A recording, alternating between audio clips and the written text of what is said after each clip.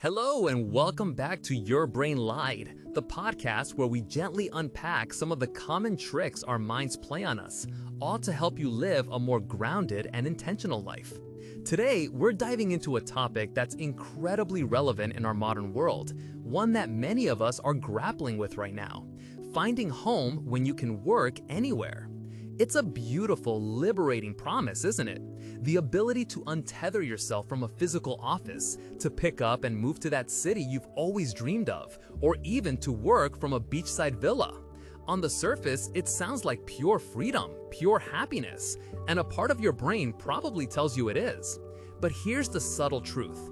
That part of your brain, the part that only sees the sunshine and the open road, it might be lying to you. Or at least, it's not telling you the whole story. For generations, our lives were largely defined by where we lived. Our families, our jobs, our communities, they were all tied to a specific location.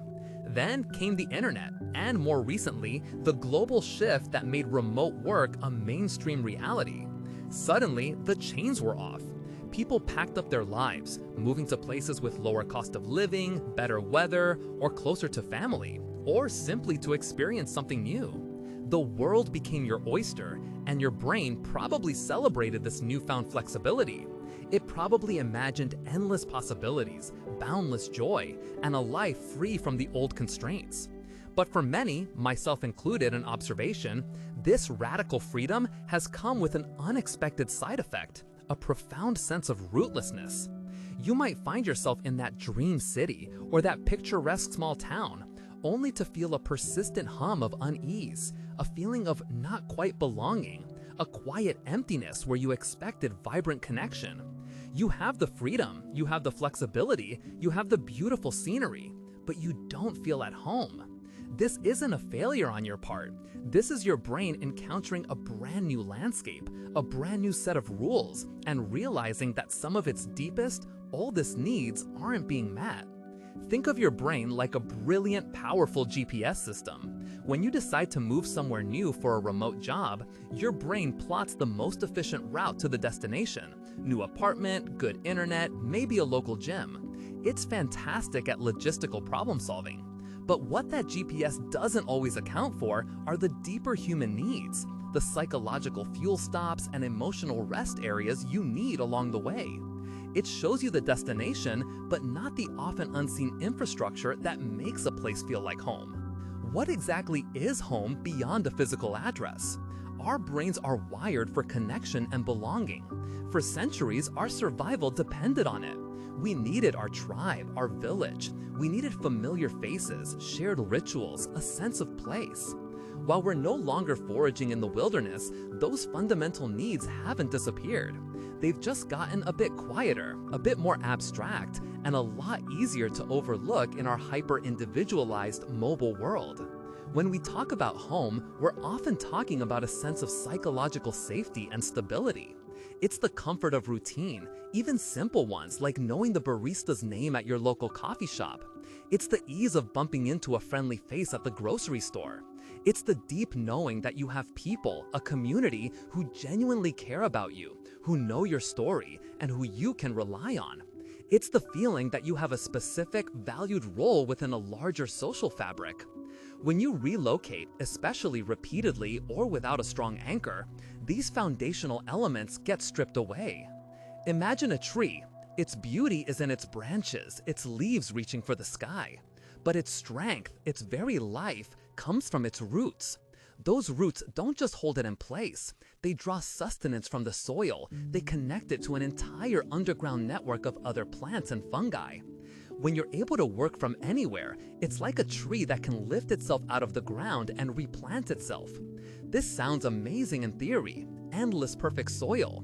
But if that tree never gets to sink its roots deep enough, if it's always being pulled up and moved, it might survive. It might even look healthy for a while, but it will lack true stability and resilience.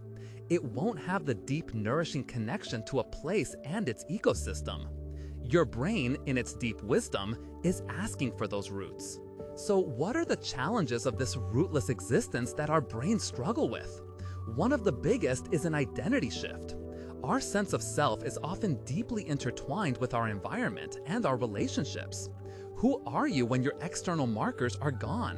When your old routine is shattered? When your familiar social circle is 1,000 miles away and your new acquaintances only know a fraction of your story? You might feel like a chameleon, constantly adapting but never quite settled. You might find yourself questioning fundamental things about who you are, what you like, and what really matters to you, because the old mirrors are gone. Another significant challenge is social isolation and superficial connections. When you're constantly moving, or when all your work and much of your social life happen through a screen, it's hard to form deep, meaningful bonds. You might have hundreds of digital contacts, but how many of them would you call in a crisis?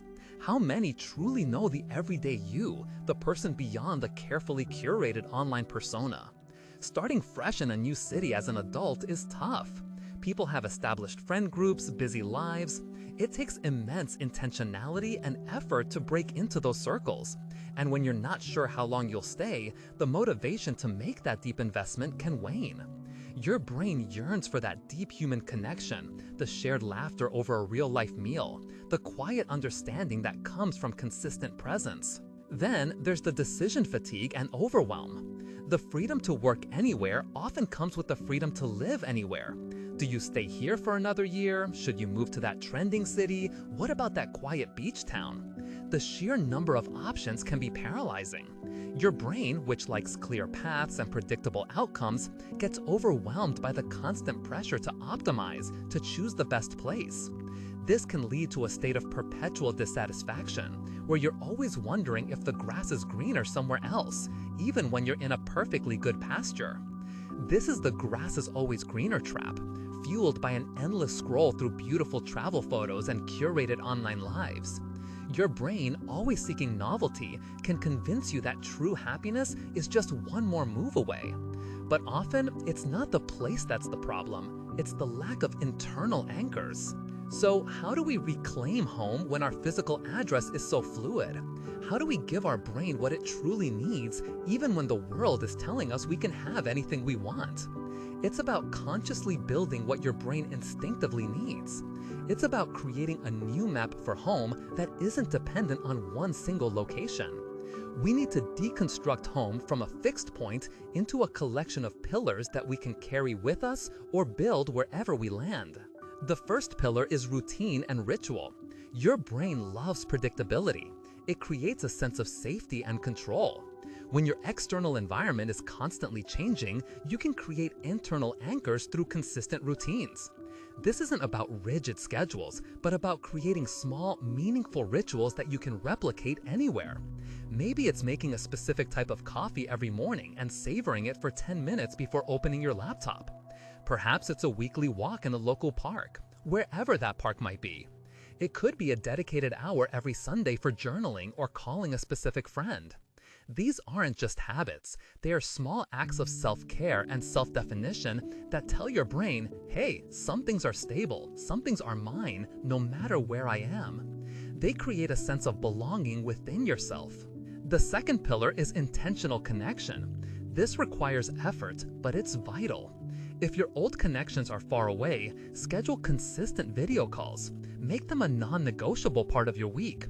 Be proactive in reaching out to new people in your current location. Join a local club, take a class, find a volunteer opportunity, or frequent a third place, a coffee shop, a library, a gym, where you can become a regular and exchange pleasantries, eventually building towards deeper conversations. Don't wait for connection to come to you. Actively seek it out. Remember, deep relationships are built on shared experiences and consistent presence. Even if your stay in a place is temporary, investing in these connections for the time you're there enriches your experience and tells your brain you are not alone. It's about being present where you are, rather than always planning your next departure. The third pillar is local immersion and contribution. Even if you don't plan to stay in a place forever, you can still treat it like home for the time you're there. Learn about its history, explore its hidden gems, support its local businesses, or even volunteer for a cause you care about. When you contribute to a place, you gain a sense of ownership and belonging. You become part of its story, and it becomes part of yours. This grounding in the physical reality of your current location counters the ethereal, disconnected feeling of constant digital interaction. It turns a temporary stop into a meaningful experience. When you walk around and you recognize faces, when you know the local quirks, when you understand the rhythm of the place, your brain starts to feel like, okay, I understand this environment, I am safe here, I belong here. And finally, the fourth pillar is self-defined identity. This is about understanding who you are, what your values are, and what your purpose is, independent of any external location or social group. It's about developing an internal compass that works anywhere. What are your core beliefs? What brings you joy regardless of where you are? What kind of person do you want to be no matter the backdrop? Spend time reflecting on these questions. Engage in hobbies that are deeply fulfilling to you rather than just what's convenient or what others are doing. When your identity is firmly rooted within yourself, the external changes become less jarring. You carry your home inside you. This makes you resilient, adaptable, and truly free because your sense of self isn't reliant on a specific zip code or a particular group of friends. The power in all of this lies in small, consistent actions. Finding home when you can work anywhere isn't about finding a perfect destination. It's about building the internal and external infrastructure for psychological well-being wherever you are. It's a continuous process like tending a garden, rather than a destination you arrive at. Your brain might have initially lied to you by suggesting that utter freedom from geographic ties was a straightforward path to contentment, but it's never too late to teach it a new truth. The truth that home is something you cultivate, something you build, piece by intentional piece, no matter where your laptop takes you. This isn't to say that the freedom of remote work isn't incredible. It offers opportunities our ancestors could only dream of. The key is to harness that freedom wisely, to understand your deeper human needs, and to consciously weave them into your mobile life. It's about building a life that allows you to explore the world without feeling adrift, to be adaptable without losing your anchors. You can be remote, relocated, and still deeply rooted. So, as you go about your week, I invite you to reflect on these questions. First, what is one small routine or ritual you can consistently bring into your days, no matter where you are, to create a sense of internal stability? Second, what is one concrete action you can take this week to intentionally deepen a connection, either with someone far away or someone new in your current location? And third, what does home truly mean to you beyond a physical address, and how can you start building those elements into your life right now? Remember, your brain is a powerful tool, but it sometimes needs a gentle redirect. It needs you to be the architect of your own well-being, to consciously design a life that truly nourishes you, both on the road and in a quiet moment of stillness. Until next time, take care.